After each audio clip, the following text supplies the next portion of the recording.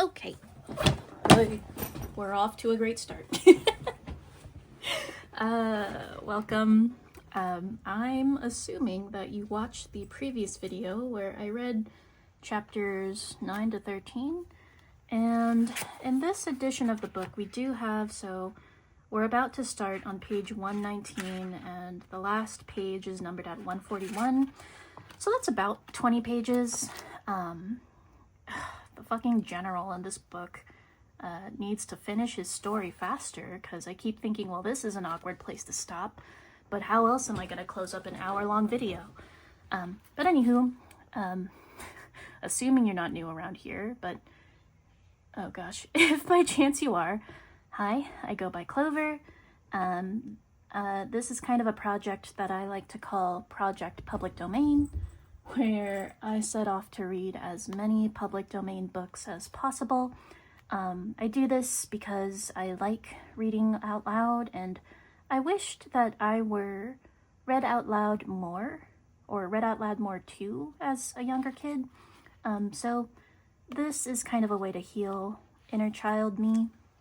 But reading out loud, I also find is very healing, just because my thoughts typically go really fast, and this is a really good way to slow down.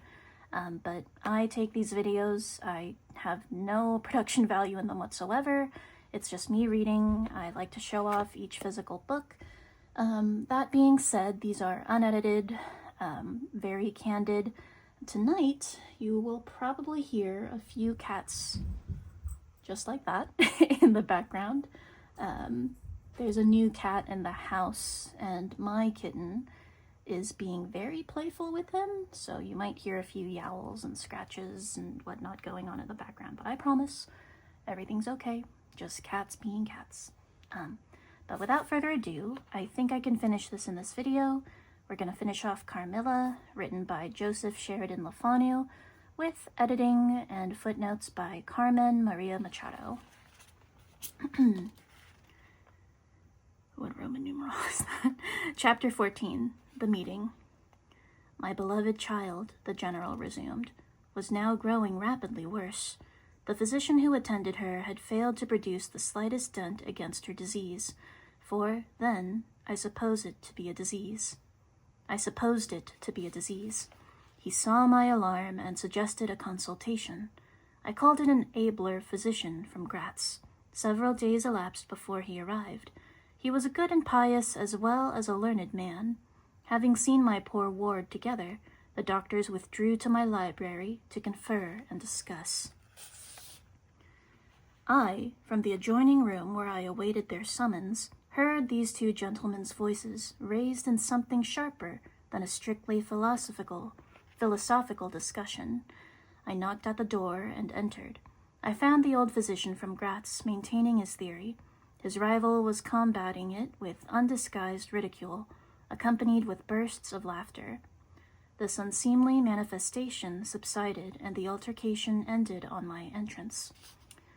I'm starting to find more and more editing errors. There needs to be a beginning quotation mark at the start of this bottom paragraph. "Sir," said the first physician, "my learned brother seems to think that you want a conjurer and not a doctor." "Pardon me," said the old physician from Graz, looking displeased. "I shall state my own view of the case in my own way another time. I grieve, Monsieur le General, but by my skill in science I can be of no use. But before I go, I shall do myself the honor to suggest something to you." He seemed thoughtful, and sat down at a table and began to write. Profoundly disappointed, I made my bow, and as I turned to go, the other doctor pointed over his shoulder to his companion, who was writing, and then, with a shrug, touched his forehead as if to signify madness. This consultation, then, left me precisely where I was. I walked out into the grounds, all but distracted. The doctor from Graz, in 10 or 15 minutes, overtook me. He apologized for having followed me, but said that he could not conscientiously take his leave without a few words more. He told me that he could not be mistaken. No natural disease exhibited the same symptoms. Death was already very near. There remained, however, a day, possibly two, of life. If the fatal seizure were at once arrested, with great care and skill, her strength might possibly return. But all hung now upon the confines of the irrevocable.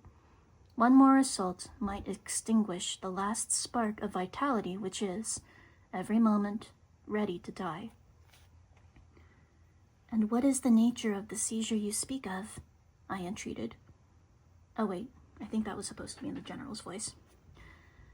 "I have stated all fully in this note, which I place in your hands upon the distinct condition that you send for the nearest clergyman and open my letter in his presence, and on no account read it until he is with you. You would not listen otherwise, and it is a matter of life and death. Should the priest fail you, then, indeed, you may read it." He asked me, before finally taking his leave, whether I would wish to see a man curiously learned upon the very subject which, after I had read his letter, would probably interest me above all others. He urged me earnestly to invite him there, and then departed. The clergyman was absent, so I read the letter by myself. At another time, or in another case, it might have provoked my ridicule. But into what quackeries will not people rush for a last chance, where all accustomed means have failed, and the life of a loved one is at stake? Nothing could have been more absurd than the learned man's letter. It was monstrous enough to have consigned himself to a madhouse. He said that the patient was suffering from the visits of a vampire, a puncture she described as having occurred near the throat where, he insisted, the insertion of those two long, thin, and sharp teeth which, it is well known, are peculiar to vampires, and there could be no doubt, he added, as to the well-defined presence of the small, livid mark which all concurred in describing as that induced by the demon's lips. Every symptom described by the sufferer was in exact conformity with those recorded in every case of a similar visitation. Being myself wholly skeptical as to the existence of any such portent as the vampire, the supernatural theory of the good doctor furnished, in my opinion, but another instance of learning and intelligence being oddly associated with some hallucination or another. I was so miserable, however, that rather than try nothing, I acted upon the instructions of the letter. I concealed myself in the dark dressing room that opened upon the poor patient's room, in which a candle was burning, and watched there till she was fast asleep. I stood at the door, peeping through the small crevice with my sword laid on the table beside me, as my directions prescribed, until at a little after 1 o'clock I saw a large black object, very ill-defined, crawl over the foot of the bed and swiftly spread itself up the poor girl's throat, where it swelled into a great, palpitating mass. For a few minutes I stood petrified. I then sprang forward with my sword in my hand. The black creature suddenly contracted towards the foot of the bed and glided over it. Then, standing on the floor with a glare of skulking ferocity and horror fixed on me, I saw Millarca. Speculating I know not what, I struck at her instantly with my sword, but then I saw her standing near the door, unscathed. Horrified, I pursued and struck again.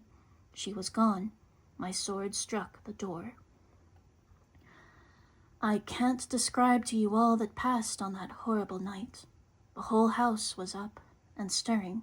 The spectre Millarca was gone, but her victim was declining quickly, and before the morning dawned, she died. The old general was agitated.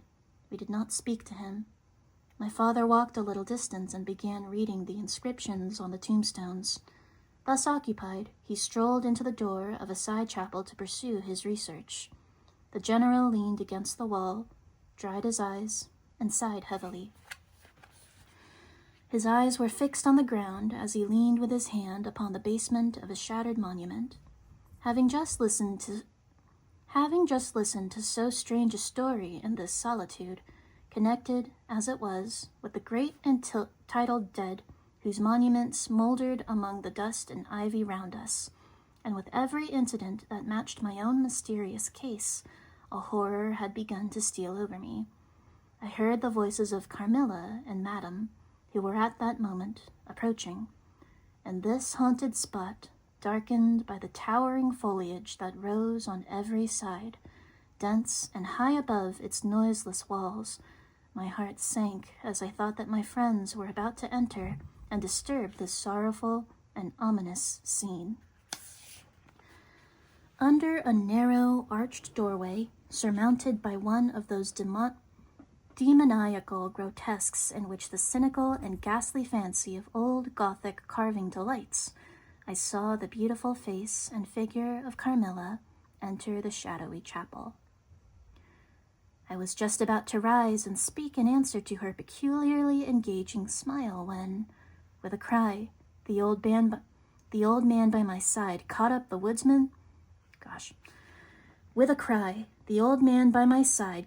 woodman's hatchet and started forward. On seeing him, a brutal change came over his features. It was an instantaneous and horrible transformation. She made a crouching step backwards. Before I could utter a scream, he struck at her with all his force. She dove under his blow and, unscathed, caught him by the wrist in her tiny grasp.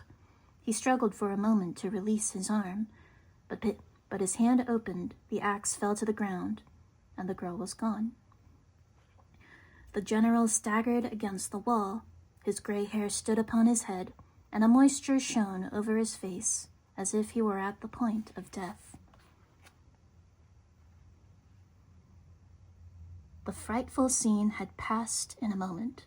The first thing I recollect afterward is Madame standing before me, impatiently repeating again and again, "Where is Mademoiselle Carmilla?"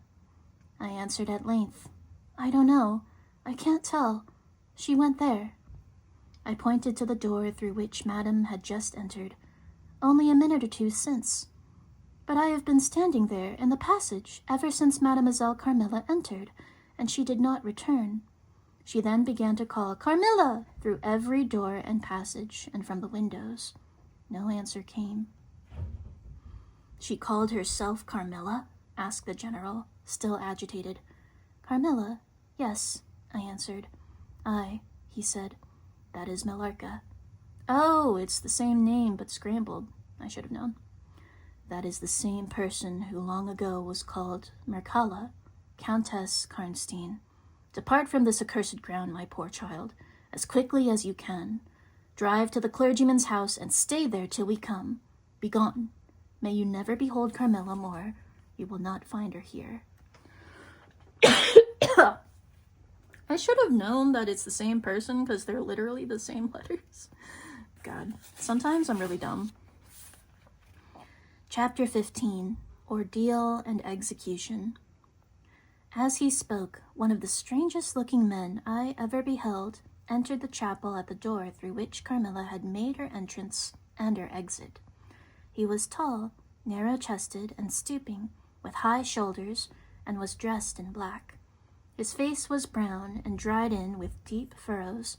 He wore an oddly shaped hat with a broad leaf. His hair, long and grizzled, hung on his shoulders. He wore a pair of gold spectacles and walked slowly, with an odd, shambling gait, his face sometimes turned up to the sky and sometimes bowed down towards the ground.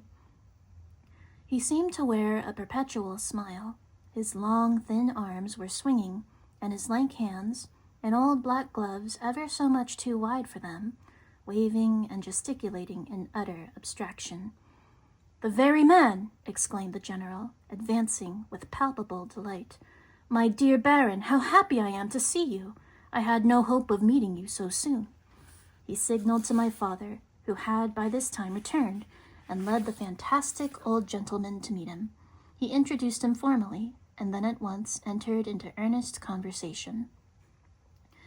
The stranger took a roll of paper from his pocket and spread it on the worn surface of a tomb that stood by. He had a pencil case in his fingers, with which he traced imaginary lines from point to point on the paper. This paper, from the way they all glanced back and forth from it to certain points of the building, I concluded to be a plan of the chapel. He accompanied his lecture with occasional readings from a dirty little book, whose yellow pages were crowded with script. They sauntered together down the side aisle, opposite to the spot where I was standing, conversing as they went. Then they began measuring distances by paces, and finally they all stood together, facing a piece of the sidewall, which they began to examine with great minuteness.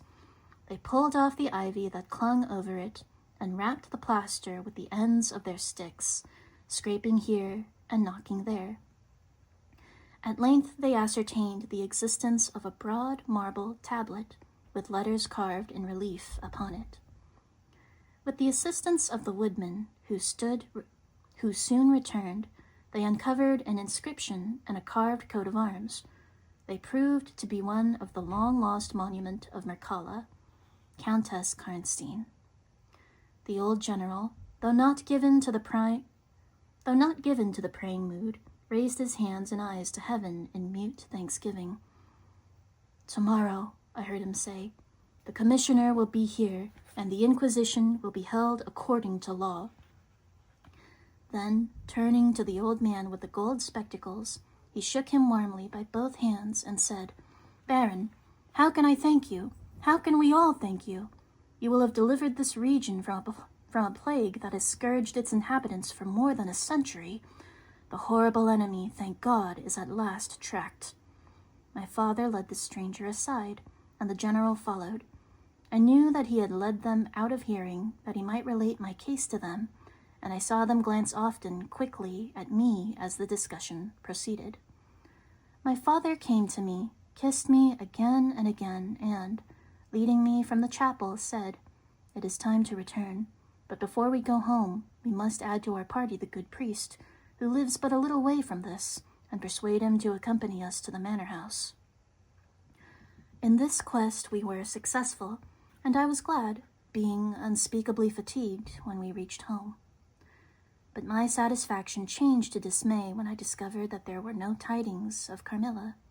Of the scene that had occurred in the ruined chapel, no explanation was offered to me, and it was clear that it was a secret which my father, for the present, was determined to keep from me.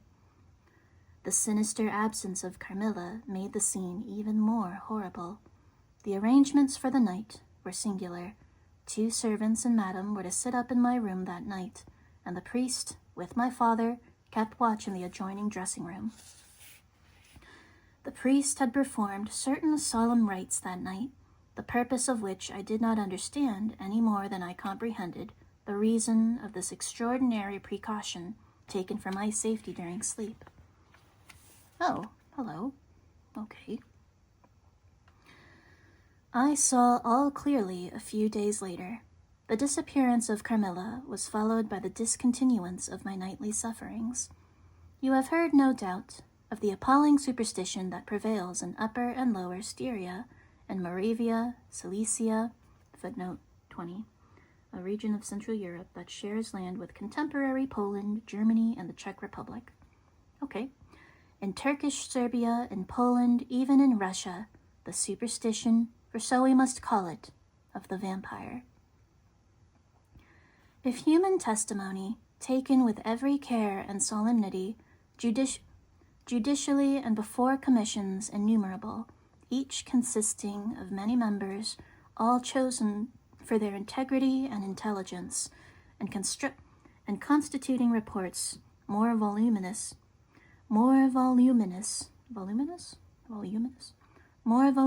than perhaps exist regarding any other class of cases, is worth anything, it is difficult to deny or even to doubt the existence of the phenomenon of the vampire.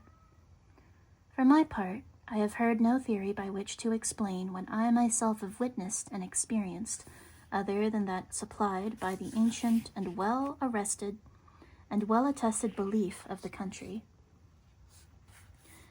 The next day, the formal proceedings took place in the chapel of Karnstein.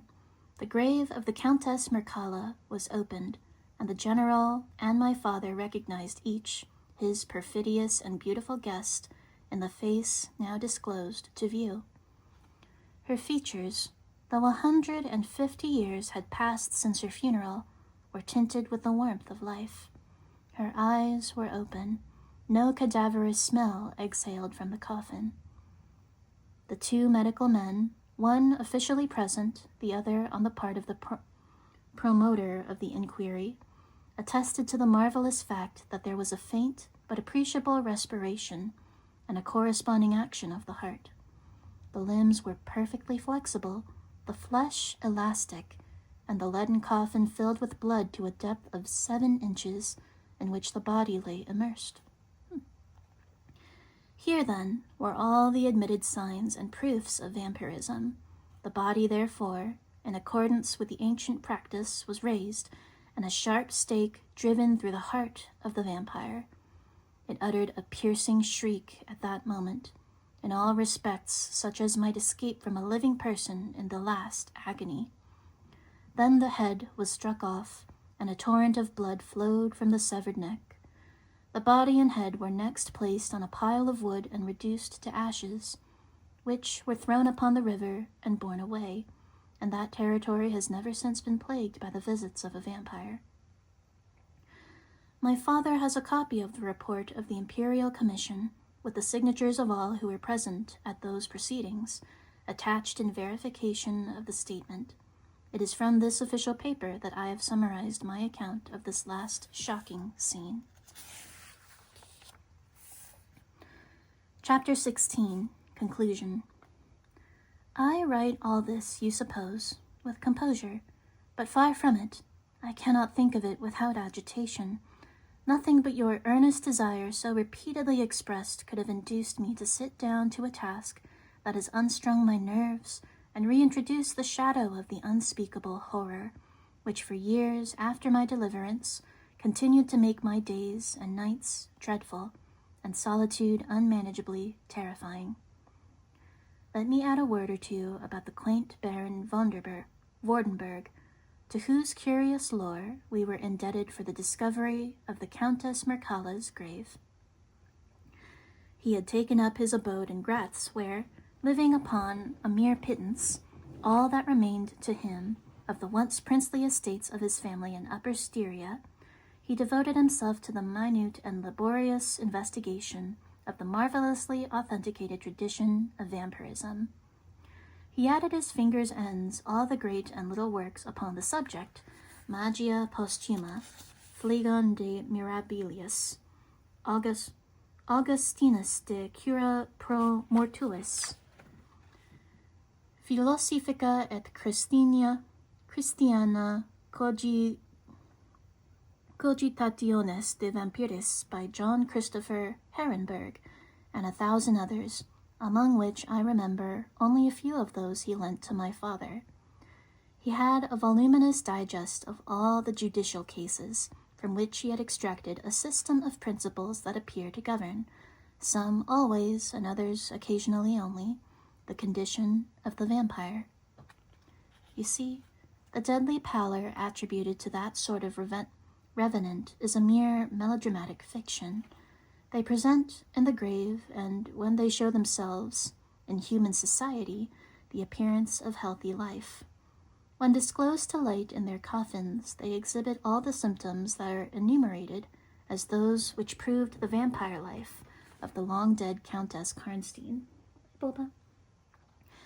How they escape from their graves and return to them for certain hours every day without displacing the clay or leaving any trace of disturbance in the state of the coffin or the cerements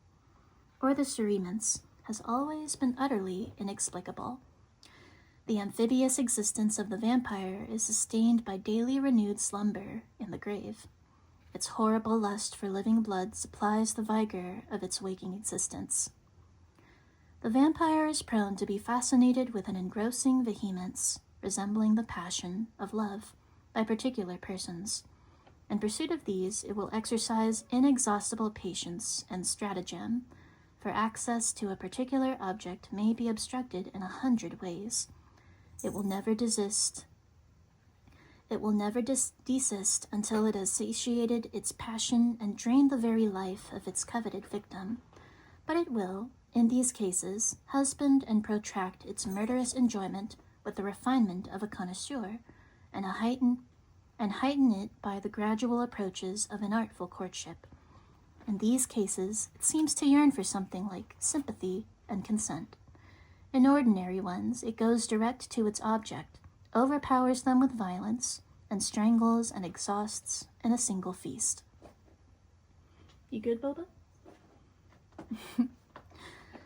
The vampire is subject, in certain situations, to special conditions.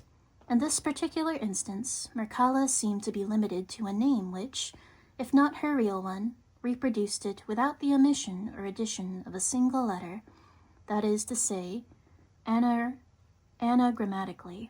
Boba. Hey, you know you're not allowed on the desk. Off. Yep. Good enough. Carmilla did this, so did Millarca. My father related to the Baron Vordenberg, who remained with us for 2 or 3 weeks after the expulsion of Carmilla, the story about the Moravian nobleman and the vampire at Karnstein churchyard, and then he asked the Baron how he had discovered the exact position of the long-concealed tomb of the Countess Mircalla.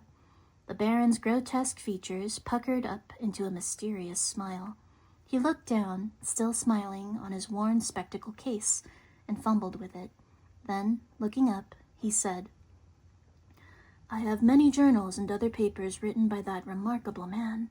The most curious among them is one treating of the visit of which you speak, to Karnstein. The tradition, of course, discolors and distorts a little. He might have been termed a Moravian nobleman, for he had changed his abode to that territory, and was a noble. But he was, in truth, a native of Upper Styria. It is enough to say that in very early youth he had been a passionate and favored lover of the beautiful Mircalla, Countess Karnstein. Her early death plunged him into inconsolable grief. It is the nature of vampires who increase and multiply, but according to an ascertained and ghostly law. Assume at starting a territory perfectly free from that pest. How does it begin, and how does it multiply itself? I will tell you. A person, more or less wicked, puts an end to himself. A suicide, under certain circumstances, becomes a vampire. That specter visits living people in their slumbers. They die, and almost invariably, in the grave, they develop into vampires. This happened in the case of the beautiful Mircalla, who was haunted by one of those demons. My ancestor, Vordenberg, whose title I still bear, soon discovered this, and in the course of the studies to which he devoted himself, learned a great deal more.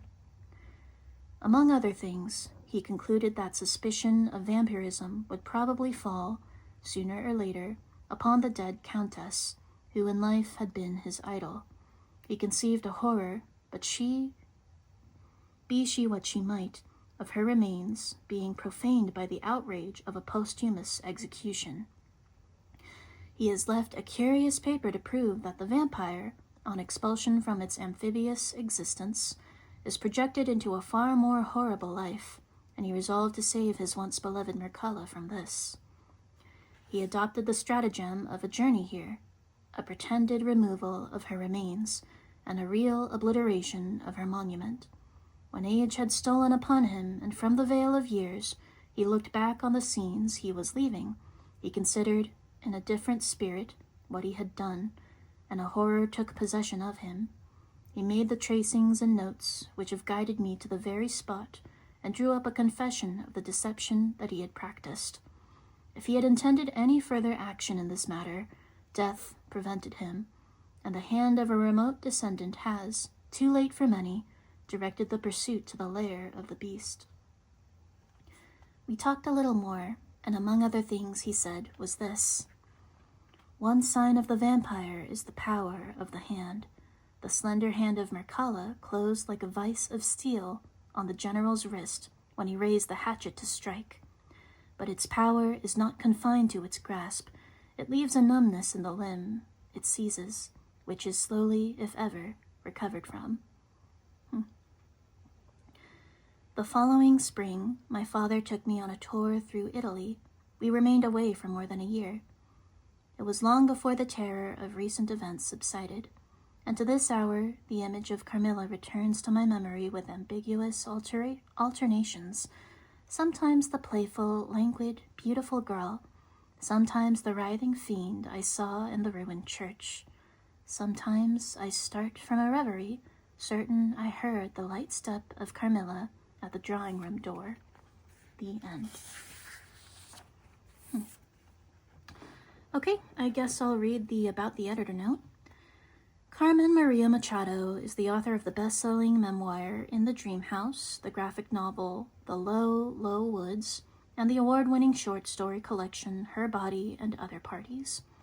She has been a finalist for the National Book Award and the winner of the Bard Fiction Prize, the Lambda Literary Award for Lesbian Fiction, the Lambda Literary Award for LGBTQ Nonfiction, the Brooklyn Public Library Literature Prize, the Shirley Jackson Award, and the National Book Critics Circle's John Leonard Prize. That's a lot of words for an award. In 2018, the New York Times listed Her Body and Other Parties as a member of the New Vanguard, one of 15 remarkable books by women that are shaping the way we read and write fiction in the 21st century. Her essays, fiction, poetry, and criticism have appeared in The New Yorker, New York Times, Grant, Vogue, This American Life, Harper's Bazaar, Tin House, McSweeney's Quarterly Concern, The Believer, Guernica, Best American Science Fiction and Fantasy, Best American Non-Required Reading, and elsewhere. She holds an MFA from the Iowa Writers Workshop and has been awarded fellowships and residencies from the Guggenheim Foundation, the Pew Center for Arts and Heritage, Yaddo, Hedgebrook, and the Millay Colony for the Arts.